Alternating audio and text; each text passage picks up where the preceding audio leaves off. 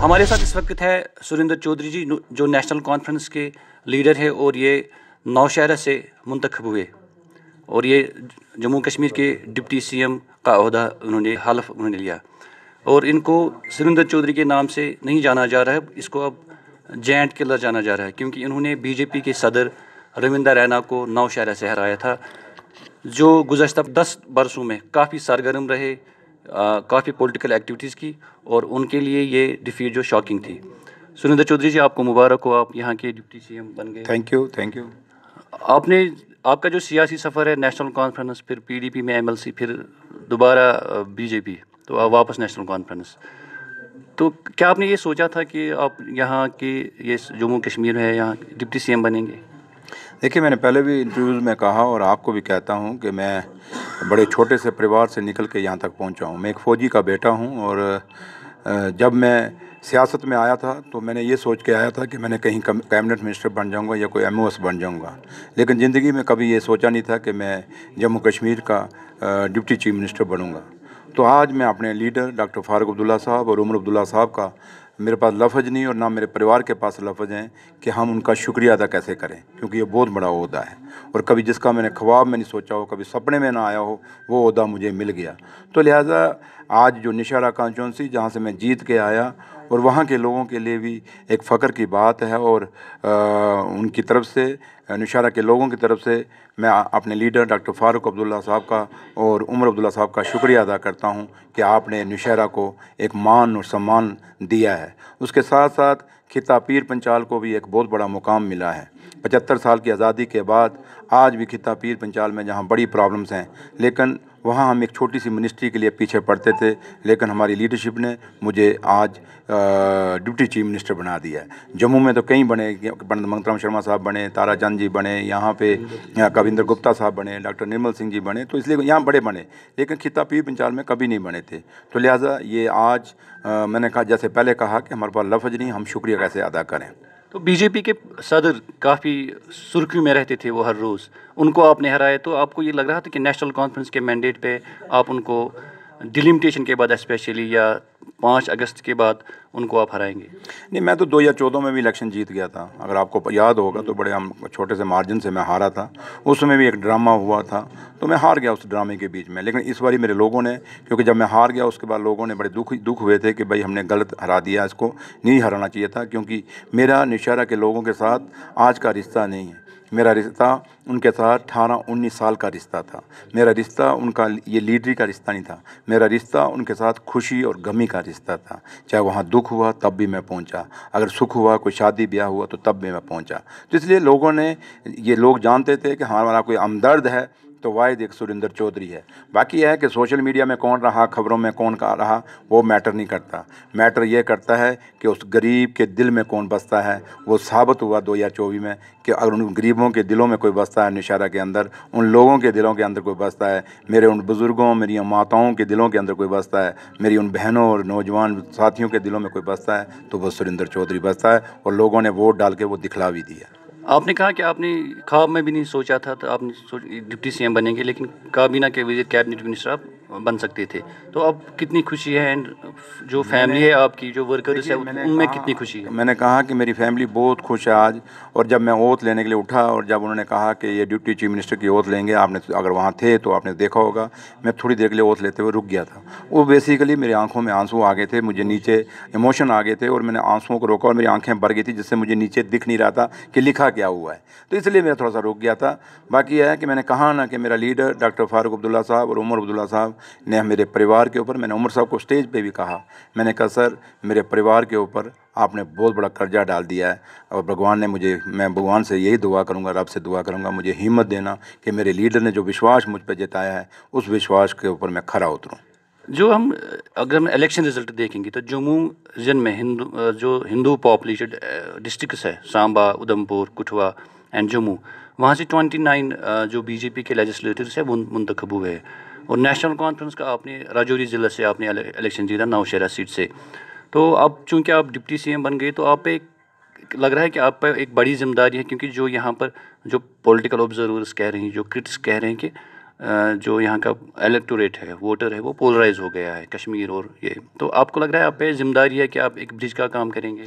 And how will you accommodate all this 29 Jammu seats? Kashmir की बदनसीबी यही है कि हम हमेशा जम्मू में जब बीजेपी 4 सीटें निकालती है तो हम कहते हैं हिंदुओं ने वोट डाल दिया। क्या बीजेपी के लोग ही खाली हिंदू हैं? क्या सुरेंद्र चौधरी हिंदू नहीं है?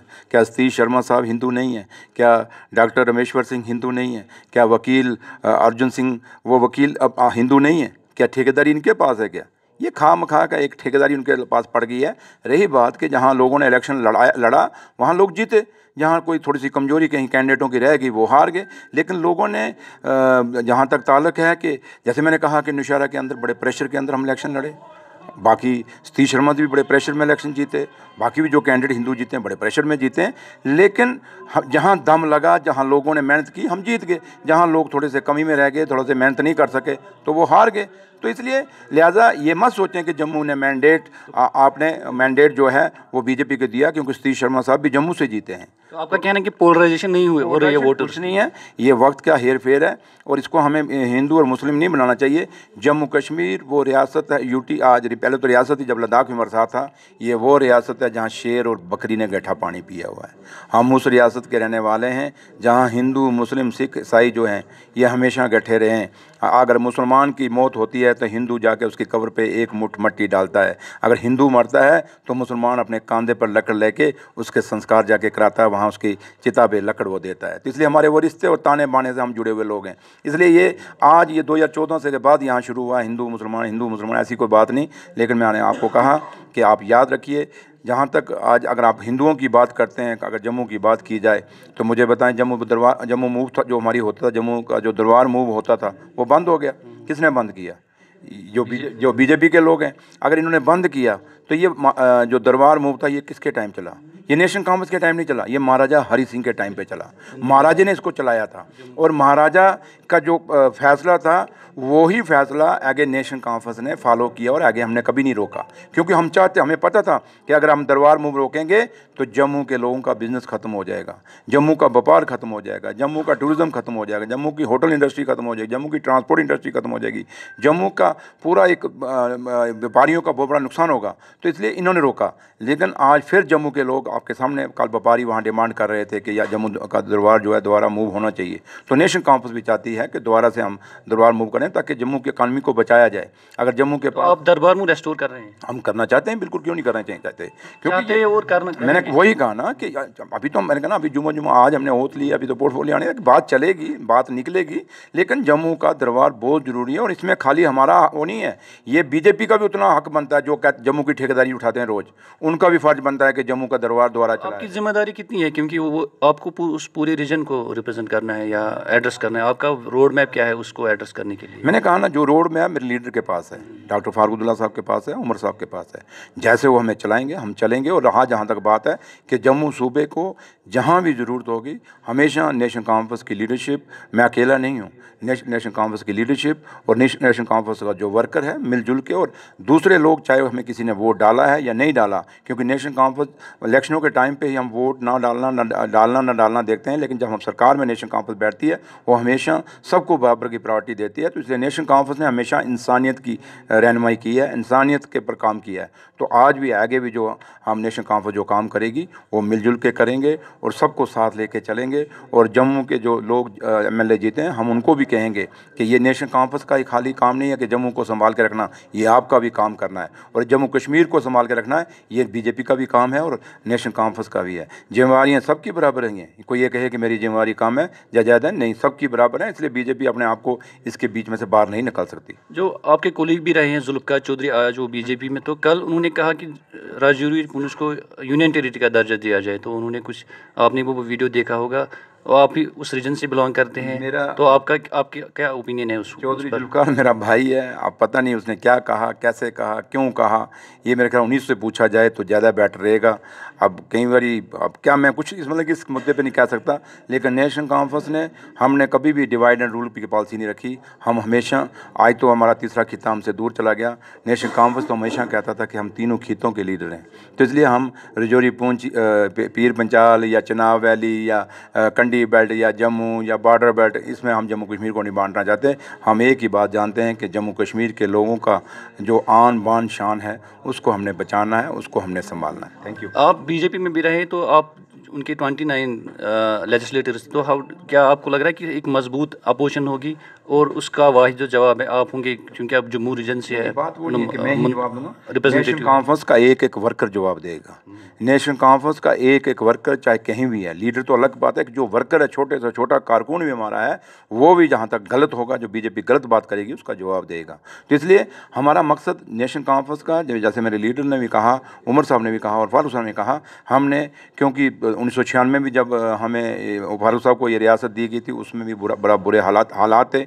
आज भी जब दोबारा 2024 में उमर साहब को संभालने का मौका मिला इस रियासत को, तो हालात ठीक नहीं है, क्योंकि इन 10 सालों के बीच में ऑफिसरों के बीच में और आम आदमी के बीच में एक बहुत बड़ी खाई बन गई है। सबसे पहले हमने वो खाई भरनी है, और जब खाई भर जाएगी उसके बाद ऑटोमेटिक लोगों की, बेरोजगार बच्चों के रोज़गार भी बनेंगे, बिजली और पानी के मसले भी हल होंगे, स्कूल और सड़कों और हॉस्पिटलों के मसले भी हल होंगे, तामीर और तरक्की होगी। ये चीज़ें तभी हो सकती हैं जब एक कोऑर्डिनेशन बनेगी, आपस में जो दूरियां हैं वो ख़त्म होंगी, और जब तक दूरियां ख़त्म नहीं होती तब तक ये परिवार नहीं चलता। सरकार तो बड़ी दूर की बात है। लास्ट क्वेश्चन सर, स्टेटहुड की हर कोई पार्टी डिमांड करता है कि रेस्टोर हो, आप चाहते हैं कि आर्टिकल 370 भी रेस्टोर हो? देखिए, जहाँ तक ताल्लुक़ है स्टेट का ताल्लुक़ है, ये हम नहीं कह रहे, और 370 का ताल्लुक़ है, स्पेशल स्टेटस का ताल्लुक़ है, ये हम नहीं कह रहे। पार्लियामेंट में ऑनरेबल होम मिनिस्टर साहब ने खुद कहा था कि जम्मू कश्मीर के लोगों की ज़मीनें और रोज़गार हम बाहर के लोगों को नहीं लेने देंगे। उसका मतलब कि स्पेशल स्टेटस हमारा। और दूसरा, जहाँ तक स्टेट की ताल्लुक़ है, होम मिनिस्टर साहब ने खुद कहा था कि हम जम्मू कश्मीर को बहुत जल्द, जब हालात ठीक हो जाएंगे, हम उनको स्टेट दे देंगे। आज हालात ठीक हैं तो हम चुन के आए ना। ये इतनी बड़ी पोलिंग खुद कह रहे हैं ना बीजेपी के लोग, और सरकार खुद कह रही है ना कि देखो जी हमने अच्छा काम किया तभी इतनी रिकॉर्ड पोलिंग हुई है, तो इसका हालात ठीक है। तो अब हम होम मिनिस्टर साहब को कहेंगे कि आप अपने दोनों वादे निभा दीजिए, क्योंकि आपने खुद कहा था जब हालात ठीक होंगे तो हम वादा पूरा करेंगे। अब देखते हैं कि वादा खिलाफी कौन करता है, वो करते हैं या कौन करता है। अब जो है फैसला उनके हाथ में है। थैंक यू, बहुत बहुत शुक्रिया और मुबारकबाद। ये थे सुरेंद्र चौधरी जी, जायंट किलर, और जिन पे चीफ मिनिस्टर उमर अब्दुल्ला ने उनके कंधों पे बहुत बड़ी जिम्मेदारी डाली है कि ये जम्मू सूबे को बिलखुसूस और जम्मू कश्मीर यूनियन टेरिटरी को बहैसियत डिप्टी चीफ मिनिस्टर रिप्रेजेंट करेंगे। ETV 12 देखने के लिए आपका बहुत बहुत शुक्रिया।